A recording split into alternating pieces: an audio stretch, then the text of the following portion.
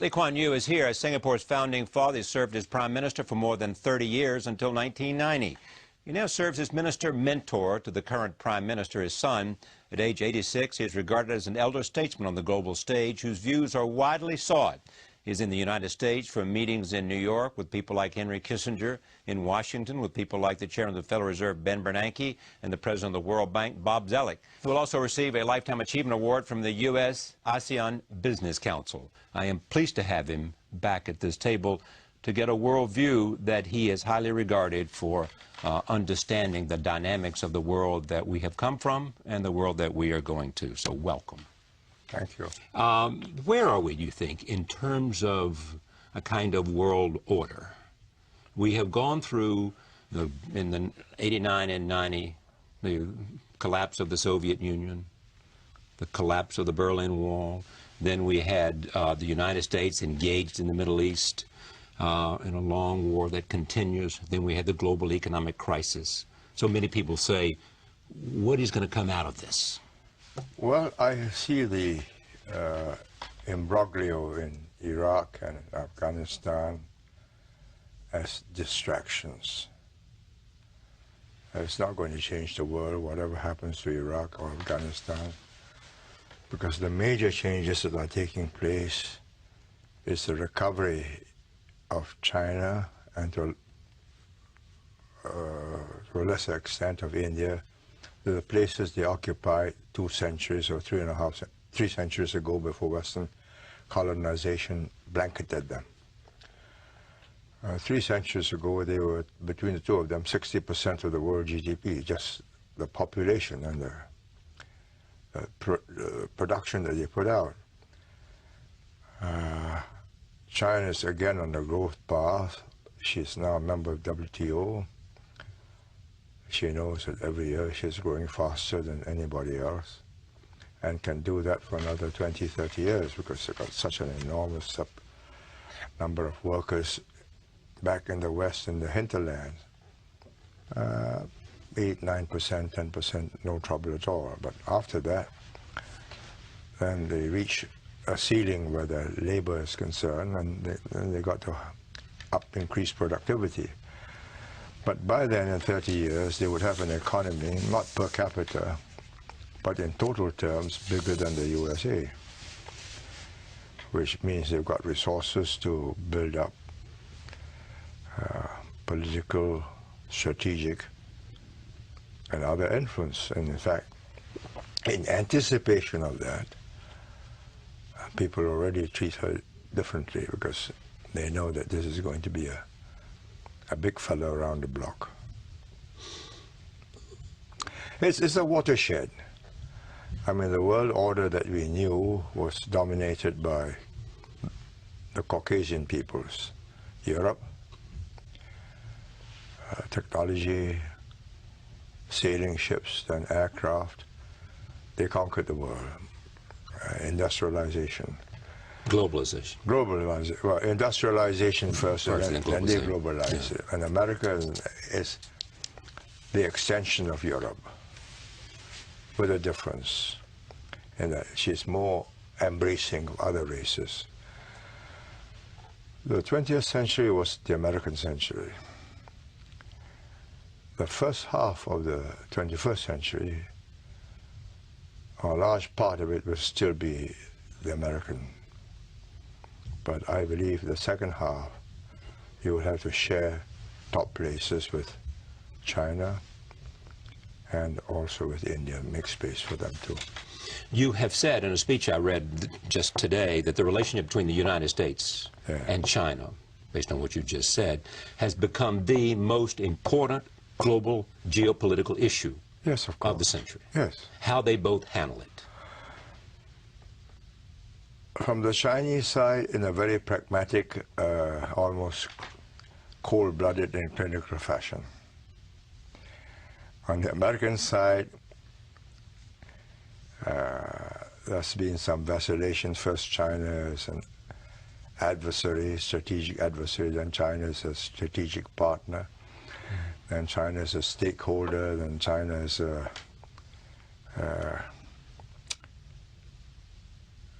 not carrying its weight. But China wants to be, as in the famous words of Bob Zoellick, now the president of the World Bank, and they want to be a stakeholder. As Bob Zoellick coined that phrase. In Singapore, I think. Well, I mean, whatever it was. Wherever it was, you know. And the Chinese were wondering what that meant. No, they didn't know what stakeholder meant.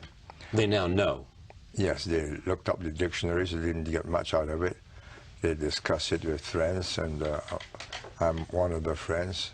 So I said to them, well, that means although you're not a shareholder in the company, you have an interest in the company because you sell to the company, and if the company goes bust, you've got no customer. And if you've got no customer, your trade will go down and you have unemployment. So you have an interest in keeping that company going. And they have an interest in keeping you going because you are a good customer. You're a good producer for them. Cheap goods, cheap products, and good quality. Well, there's great hope that they will become more of a consuming economy and we'll become more of a saving economy. You point that out. The Chinese have had 4,000 years or 5,000 years of all kinds of catastrophes. Earthquakes, floods, famine, invasions, where the central government failed entirely. And nobody can help you. You've got to help yourself. Let me tell you this anecdote. I was having my game left shoulder from golf being massaged by a very superior Chinese master who attends to their leaders. And they sent him down to try and fix my game shoulder, and he fixed it in 3 weeks. So we had to chat because I have 45 minutes on the couch, what can I do? So there was a flood up the Yangtze River. So I said, oh, well, now you've opened up. You get lots of relief supplies. He looked at me and puzzled. He says, you don't understand. The relief supplies will arrive in Shanghai. The floods will prevent it from reaching the villages. And each village knows that it's going to happen from time to time. And up on a little hill, they keep the rice, the salt, and all the essentials safe so that they will survive such a calamity. And that habit, just like the Japanese have the kit underneath their bed for earthquakes, that is their habit of surviving. So they stuff the money under the pillow because banks are not trustworthy, or gold. And that habit is not going to change. That habit of saving. It will take a long time. It will take 1-2 generations of affluence. And it may happen in the cities, and it's not going to happen in the countryside. You say this about America as well. You talk about the Chinese as having patience, and they have persistence, and they have discipline, and they have organization. But you say America has something special that will be part of the inevitable competition. It is its resilience and, more importantly, its creativity. Yes, of course. Look, it's not just American talent that gets you here. There are just 300 million people, and they got 1,300 million, and very many more able people. But you are attracting all the adventurous minds from all over the world and embracing them, and they become part of your team. Now, I don't see 2 million Indians and 500,000 other peoples, Japanese, Koreans, and others, becoming part of China. I mean, first, the language is so difficult. Yes. Secondly, the culture is not embracive. How do you fit in? What should the United States do as it looks at the inevitable growth of China as a dominant player? What would be a wise foreign policy? I think... Because you have 2 or 3 decades before it reaches its full strength. No, I think... Because you have 2 or 3 decades before it reaches its full strength. No, even in 3 decades, it won't reach its full strength. In 3 decades, its per capita is still about 1/3 of America. Right. Its gross domestic product. Well, for it to reach America's standard of living and standard of technology will take more than 100 years. So what should the United States do while it has the position it has now? I think make sure that they feel that they are accepted at the top table. Make sure that China feels like it's accepted at the top table. Yes, your place is waiting for you when you make it, but you've got to play by the rules of the game. And the key really is whether the next generation, this generation understands it. They know that they have no chance competing against the West, America especially, in technology, and especially military technology. There's absolutely no chance. Let me build an aircraft carrier to guard the shipping lines where they carry oil and other minerals. This is the first time where the Chinese are growing, but dependent on the world for its resources. But they're going around the world signing up contracts in Iran and in Africa. And absolutely, but before that, it's all within the Chinese empire. They don't have to worry about the rest of the world. This time, they have to worry about the rest of the world, because without the resources, the oil, the iron ore, nickel, whatever, the growth will stop. Will they be able to create the domestic demand that's necessary as they find exports reduced? Slowly. But in the meantime, there's keeping the economy going by enormous expenditure on infrastructure in the West. High-speed roads, high-speed railways, airports, telephone lines, bringing water from the south up to the north where it's arid and dry. Huge, enormous mammoth projects. That keeps it going. Will India have an advantage, some argue, because it's democracy and China is not?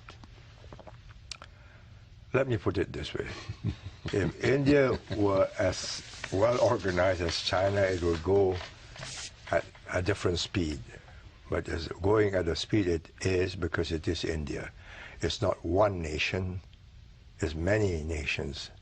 It has 320 different languages and 32 official languages.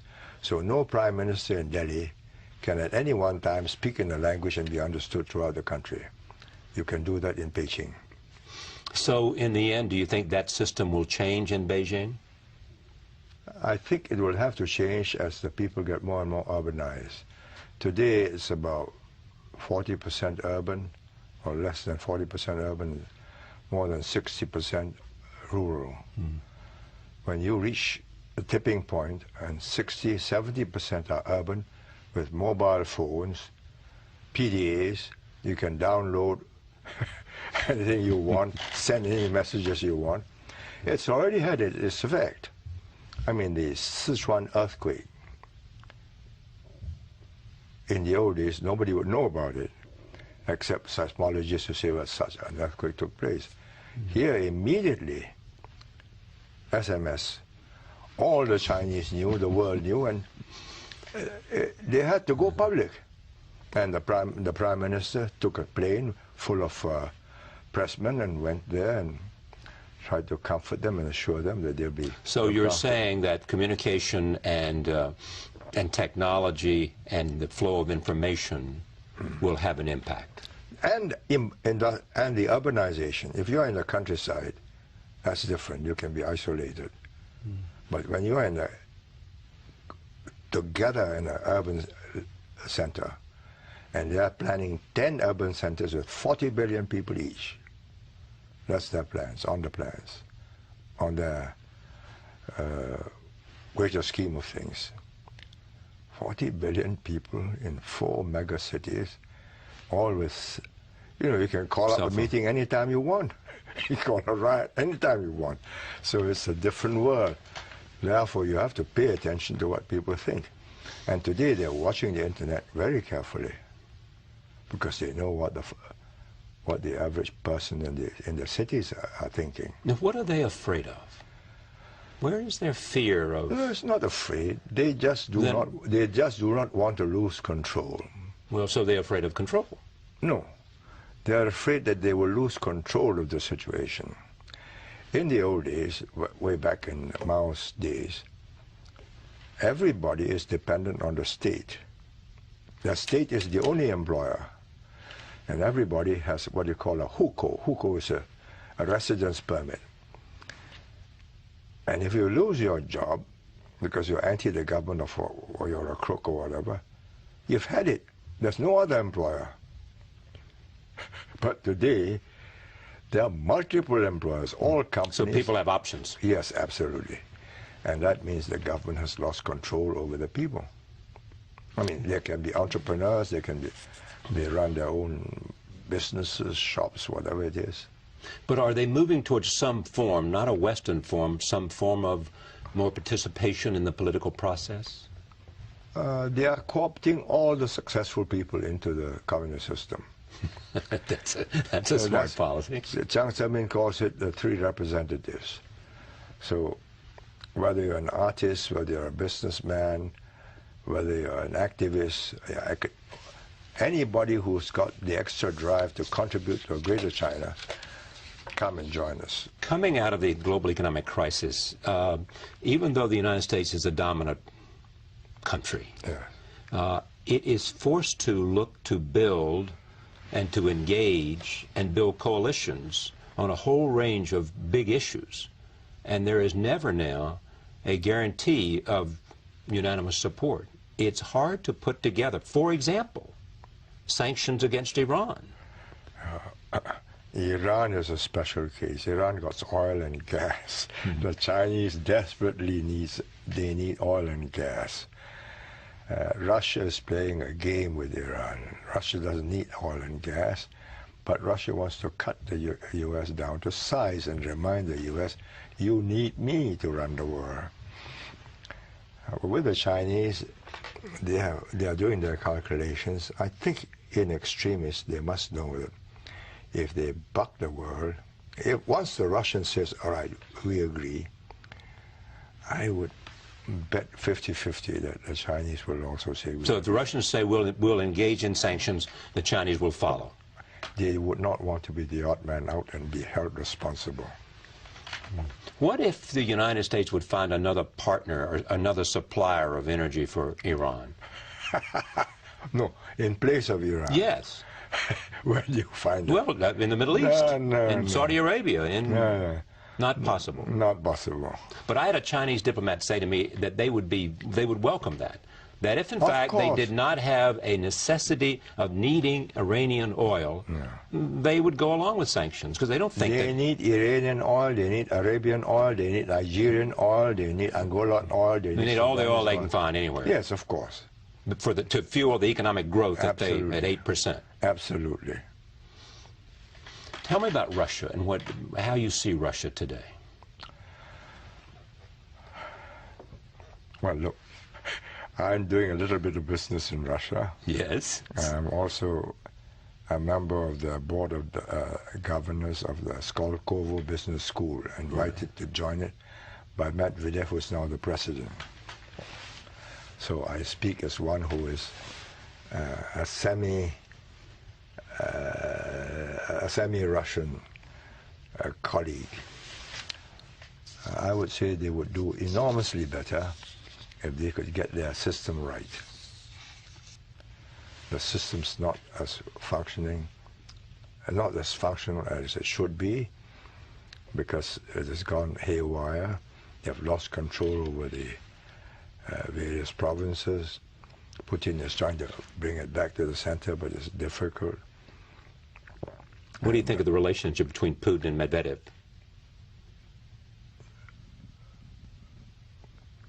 Everybody knows that Mr. Medvedev is a very good friend of Putin, and also knows that Mr. Putin is a very powerful fellow. And Mr. Medvedev is working through very powerful men called Silivokis, who are all from the FSB.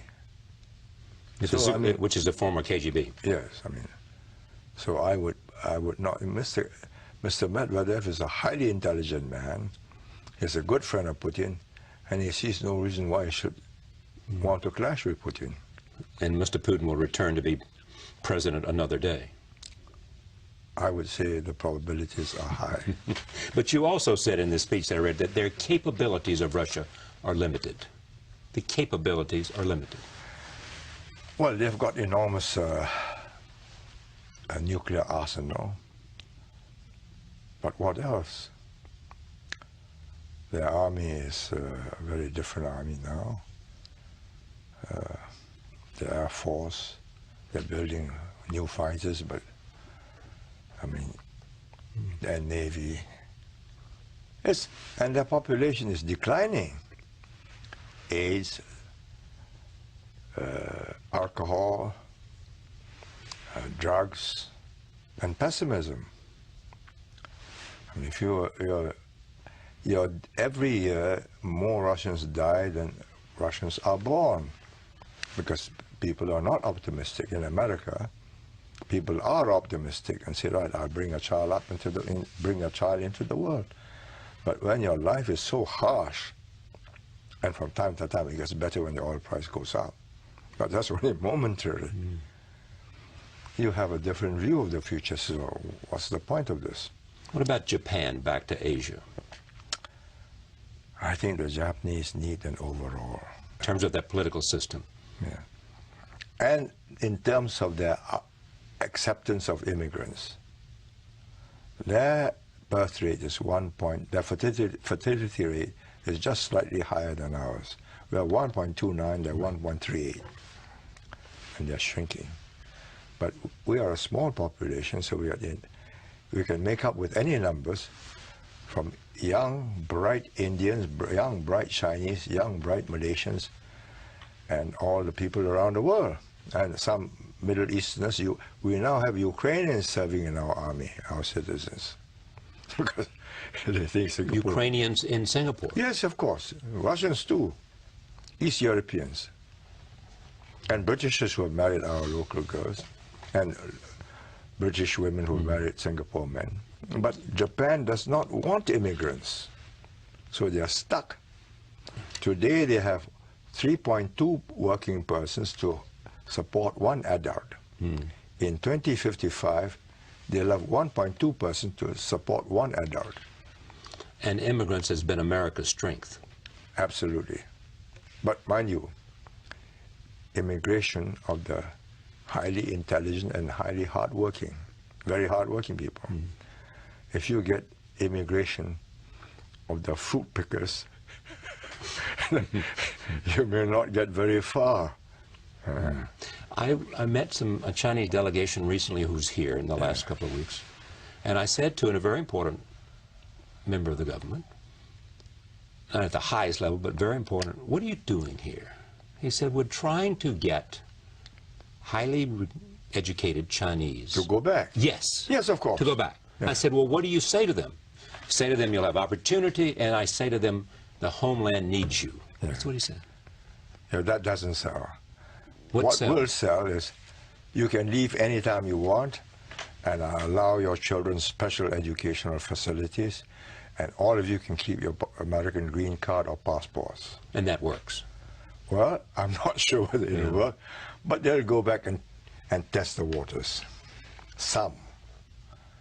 But will you go back and stay? Maybe, because for the older generation, they are emotionally tied up. But will your children stay? No. Their upbringing has been here, and they go back to China and they say, wow, this is a very regimented society. Papa, I'm going back.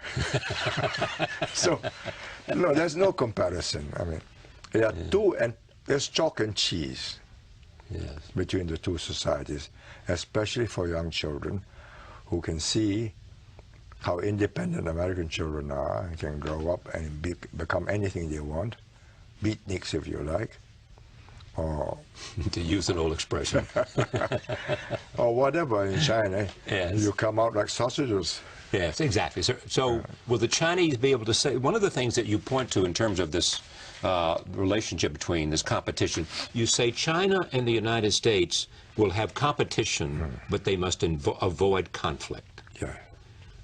No, I think both sides don't want conflict. They don't want conflict. Yeah. China wants to spend time focusing on its internal development, its economic development. China wants time to grow. To grow. If there's going to be any conflict, let's postpone it for 50 years. But inevitably, at some point, as China grows, it's going to want to be the dominant nation in the world, because it'll have...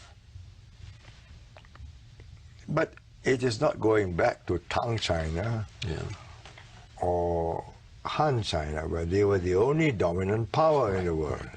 This time they're going back to a world where there are several dominant poles that's as inventive and more creative than them. So we're looking at a multipolar world. Yes, absolutely. And we'll never go back to sort of the kind of thing that we had between the Soviet Union and the United States. No. There'll be the U.S., there'll be China. The Indians are going to be themselves. They're not going to be anybody's lackey. They may not be as big as China in GDP. And you also suggest they've got to develop a manufacturing capacity. Yes, of course. You're going to have... Europe will be an economic force. It will not be a strategic, political, or military force, because they can't get together. The foreign policy. It's inevitable that they can never get together? I'm not saying it's inevitable, but if you look at them, there's still 27 different nations. I mean, they won't accept one language, although they all use English as a second language. But you tell them that in Brussels you speak either French or English, or either your own language or English, which is what is actually happening in committees, they absolutely refuse. So how long will that take to disappear? I don't know. I think it may never happen. Take Singapore. Yes. You have said that Singapore has to maintain its relevance. Yes. It has to be a place that people want to invest in. It has to be a place, go ahead. It has to be a place that's useful to the world. Otherwise it wouldn't exist. And that's what you had created since the founding of the modern city-state. Yes. We have made ourselves relevant to the world. And how will you maintain your relevancy? By keeping on changing. You cannot maintain your relevance by just staying put. The world changes. There are shifts in the geopolitics and the economics of the world. We've got to watch it and we've got to ride it. You surf with the... As the surf comes this way, you ride the surf. We are keeping our links with America, with Japan, with Europe. They brought us to where we are. And you're not going to have to choose sides. No other nation will have to choose sides. We absolutely refuse to choose sides. But we will not choose sides between America and China, or between China and India. But I just read today an announcement by your sovereign wealth fund in Singapore of like over, what, $1.3 billion in new investments, none coming to the United States, going to China, to India, to Brazil, and I've forgotten where else. That's just 1.3 billion out of 300 billion is just... But none to the United States, mostly going to what they call the BRIC countries. Yeah, but the United States at the moment is in somewhat of a unstable state. Is the dollar going to decline? What do you Yes, think? it is cheap. But supposing you buy and the deficits grow and Ben Bernanke is unable, your federal chairman is unable to draw enough liquidity out of the market, and you got hyperinflation.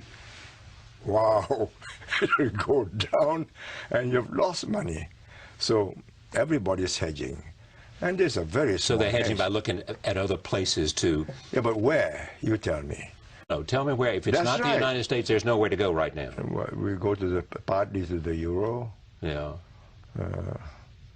We're not going to, very little to Japan, Australia, New Zealand.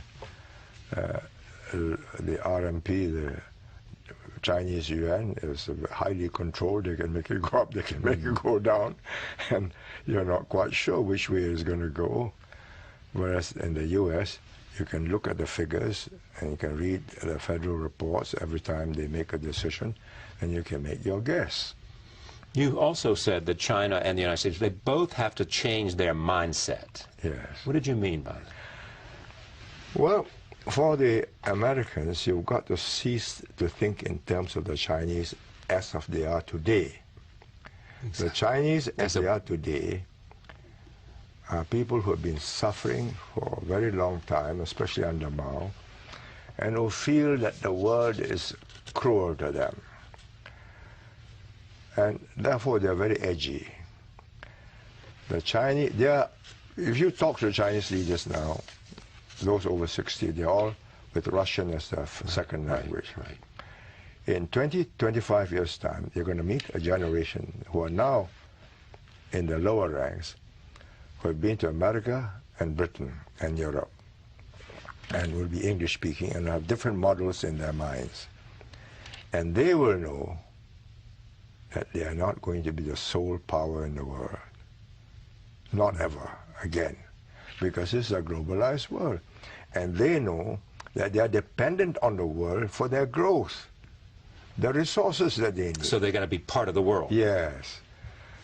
Before, I mean before meaning up till the time when the British and the others colonialized them in a partial way, everything grew within China. Whatever they needed, they captured territory.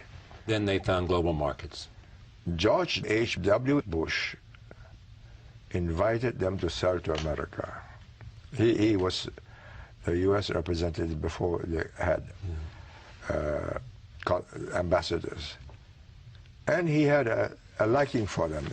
They were good to him. So he says, you sell to us. And they sold, and it succeeded.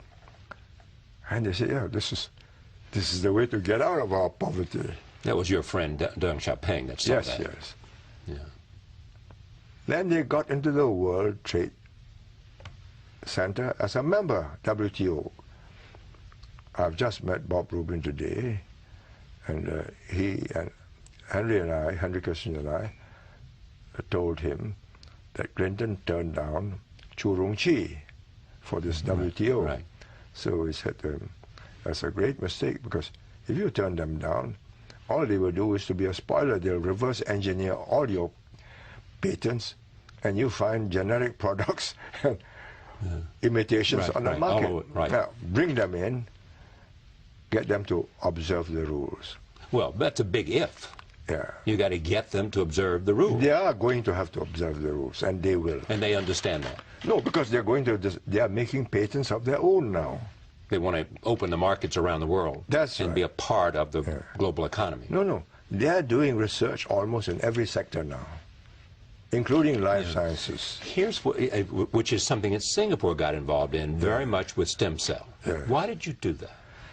Well, we figured out that with these smart fellows around, and so many of them, whatever we do, they will do in time and better. But there are some areas where they will take a very long time to be able to do what we are doing. And that's to change the system from opacity to transparency, from no protection for copyright to protection for copyright, and rule of law. There are two rules of law in China, one for the ordinary citizen and the other for 76 million members of the Communist Party. And the judges will do what they know what the leaders require to keep the country stable. So would you, look, we've got all the big pharma companies in Singapore. Yes. They're not in China. They will sell their products. Because you have protection, you have rule of law, you have protection of patents. And we're doing joint research with them on the effect of these new drugs on various types, racial types of the population. Can you make an argument that a country who leads in technology and science, it will go a long way in terms of their place in the world? Yes, of course. That's why I think the U.S. will stay a very powerful and considerable inventor and creator of new products. When you look at the U.S. and its relationship and its concern about oil and its politics in the Middle East, you think it's a distraction? You think that it... No, I'm not saying the Middle East is a distraction.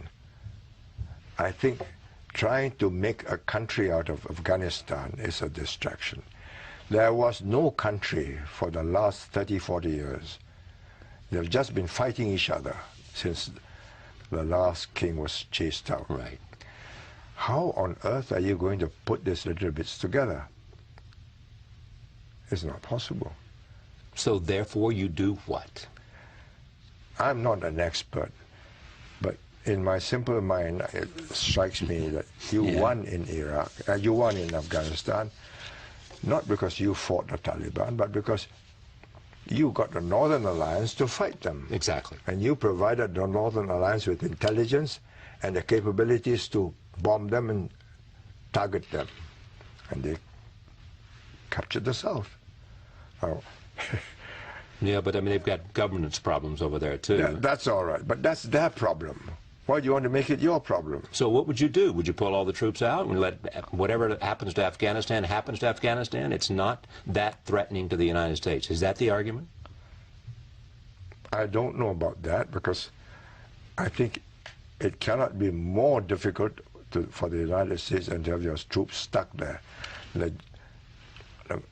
The Russians are a brutal, ruthless, so a lot of army people. Right. 120,000 of them were there. But they had to leave. Yeah. And we helped that because we supported the Mujahideen. Yeah. The Mujahideen had a lot of support from around the world who wanted to see the Soviet Union take it. Yeah.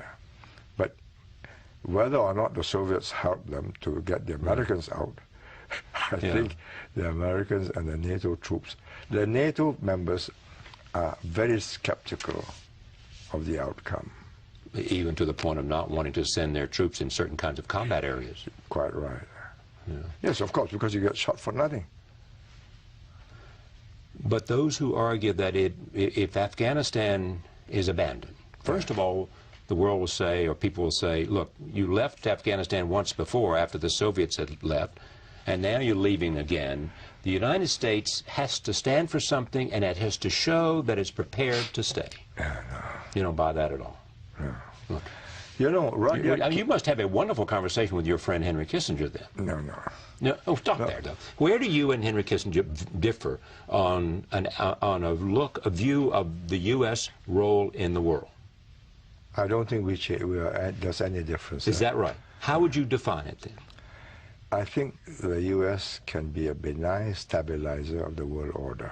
A benign stabilizer? Yes. Without the U.S., East Asia would never have grown.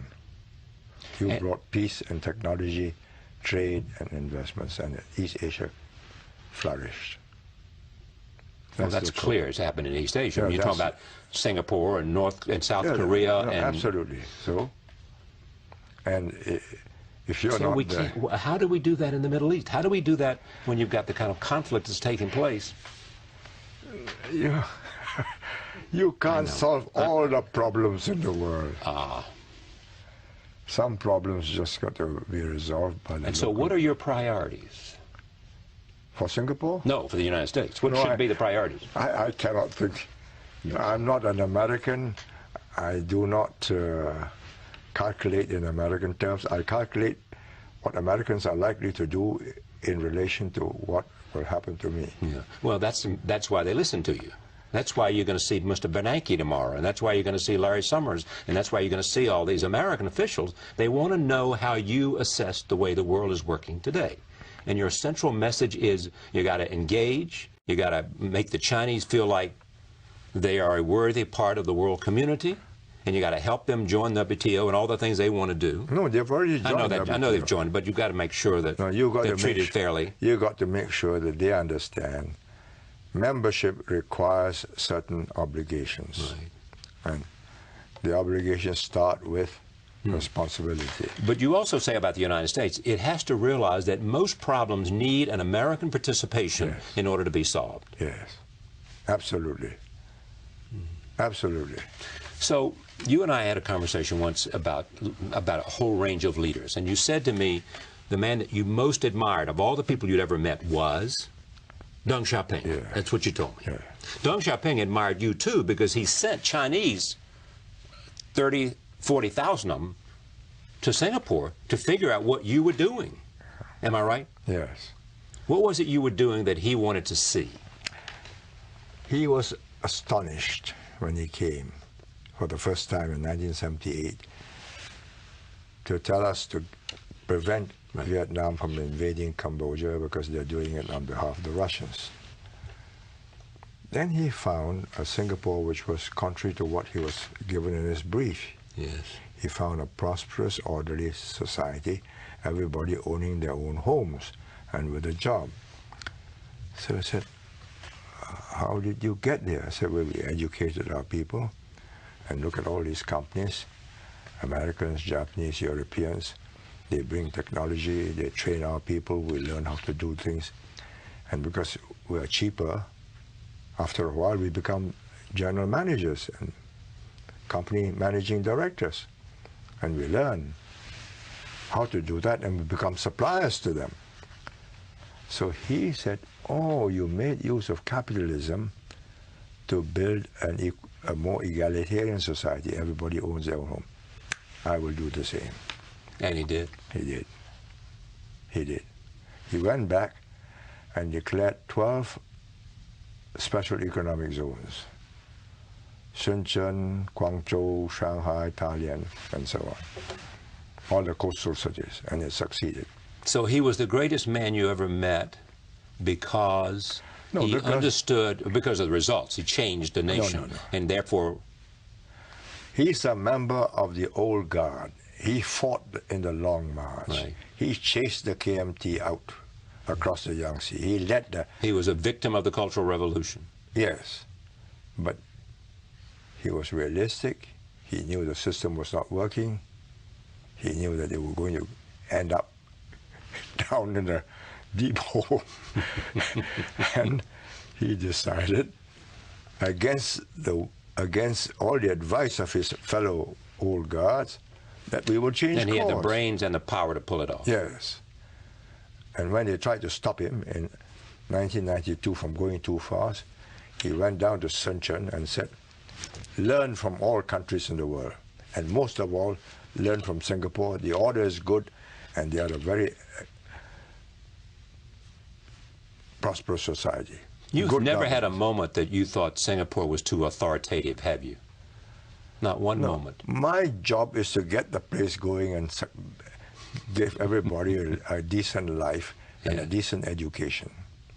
And we're now the best educated people in the whole of East Asia. Our universities, we've got 4 universities, 4th one coming up. So the end justifies the means, whatever it might be. No, it's not. The ends were laudable. Everybody wants the same ends. Everybody wants good education, good health. A good life, and their children do better than they did. The means, I had the consent and support of the population. If they opposed me and they did not cooperate, it wouldn't have worked. You were in control of everything. No. Yes, you were. You know that. But the numbers of people who were opposing me, including the communists in the very early days, was endless. Yeah. Brings me to President Obama. Yes. What are your observations about him? He's a very great and eloquent man who is very persuasive, and he's very able, and he's appointed very able people into his all key positions. And what impressed me most was that he's prepared to appoint people with opposing different minds. For instance, on this economic team, Larry Summers and Paul Volcker. And they're both very strong-minded people. Well, Larry Summers has much more influence than Paul Volcker. Yeah, but whatever it is, he's got to make the final judgment. So he wants to listen to smart people who have different views. That's one thing you admire. Yeah. What would you want to ask him? What would you want to know about him? Well, 2 things. First, that the 21st century will be a contest for supremacy in the Pacific, because that's where the growth will be. That's where the bulk of the economic strength of the globe will come from. Now, if you do not hold your ground in the Pacific, you cannot be a world leader. The world leader must hold his ground in the Pacific. That's number 1. Number 2, to hold that ground in the Pacific, you must not let your fiscal deficits and your dollar come to grief. If it comes to grief in the short term, and there's a run on the dollar for whatever reason, because your deficits are too big and the world the financial community, the bankers and all the hedge funds and everybody come to a conclusion that you're not going to tackle these deficits, and they begin to move their assets out, that's real trouble.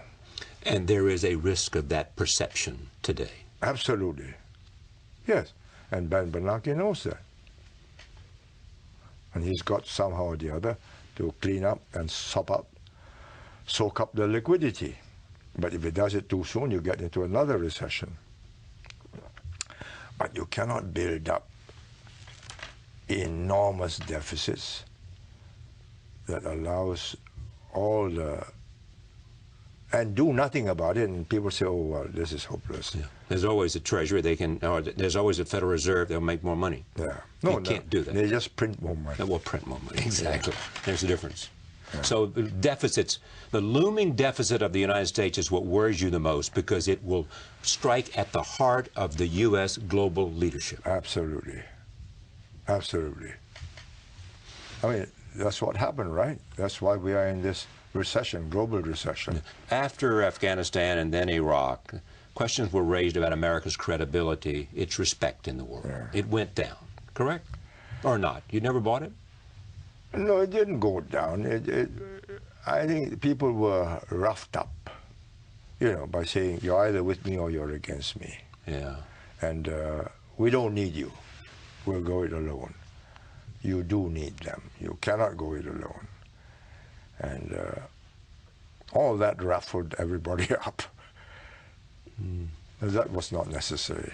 But it's happened, and it's water under the bridge. And the President Obama is taking care of that in terms of the way he's reached out. That's all right. But now he's got to prove by his actions that he can really implement this new policy of togetherness. Mm.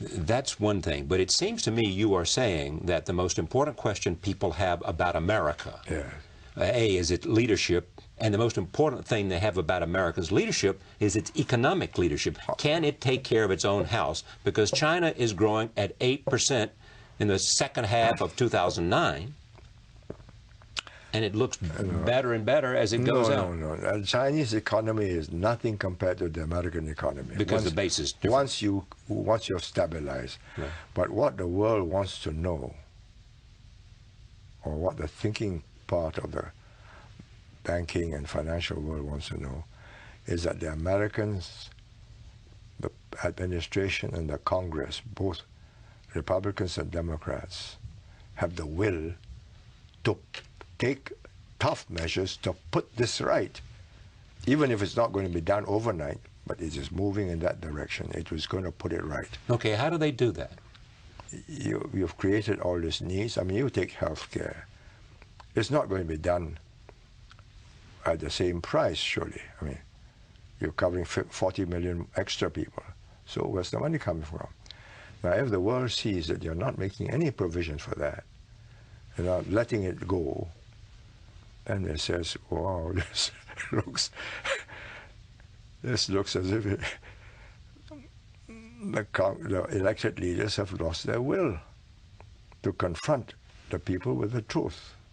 Is it more the Congress than the President? Both. Both, I would say. Are you confident that the United States will do something about its deficit, which is at $1.3 trillion for the last? Well, if I'm not confident, and I have no hope of that, I wouldn't be here. Simple as that. Be here meaning? Be in America and wanting to understand what you're doing and what is going to come out of this, of your policies. So I meet people who were in the administration, who are in the administration, to understand the thinking, the feel, and their gut feeling of what's happening. Mm-hmm. What's the most important change and most significant change in your way of thinking about the world over the last 20 years? That the impossible can happen. I never thought that the Soviet Union would implode so easily. And I never thought that the Chinese would abandon the communist system and move into the free market so readily.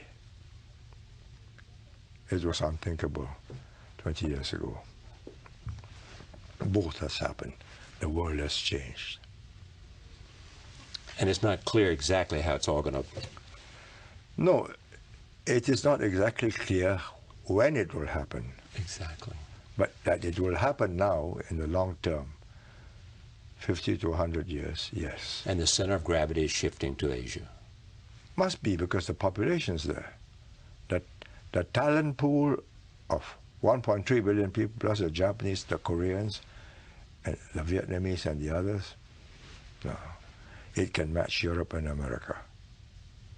But that talent pool was inert, did not have science and technology, did not care about science and technology. But now, everything that you do, Asia is doing. You go into stem cell research, we are going into stem cell research. Tiny Singapore has to go into it in order to get into a field where the Chinese cannot compete with us. And the Chinese are in it in a very big way. They are watching you, and whatever you do, say, oh yes, we will do that. They are far behind, of course, but given time, they're going to catch up. They're enormously curious. They are. Enormously curious. Not just curious, they're enormously ambitious to catch up. For good reasons and for good ends. That you must ask them. But I think the reason is they have a sense of frustration that they were down for so long. Right. Let's make it now. Here's our chance. And the United States has to encourage them? No, you don't have to encourage them. You just got to understand that they don't want to be an honorary member of the West, unlike Russia. They're quite happy to be Chinese and to remain as such. So when you tell them you ought to do this, you ought to do that, they say, yes, thank you. And in the back of their minds, we have lasted 5,000 years, have you? That Beijing Olympics, if you watch it, what was the message? We're back. No, 5,000 years. And don't forget, we invented all these things. And we're going to go ahead in the next 5,000 years. It's the only country where a language has survived 5,000 years. The only country where the present generation shares the same basic thinking as the past. And they're very proud of it. I mean, you read Hu Jintao's speech on the 60th anniversary. I mean, it's all translated on the web. No. What is it? We have 5,000 years of civilization. We are going to get there. And it's a rousing speech. It may take us a long time. You're going to work very hard. We will do it. That's their mood. So you don't have to encourage them.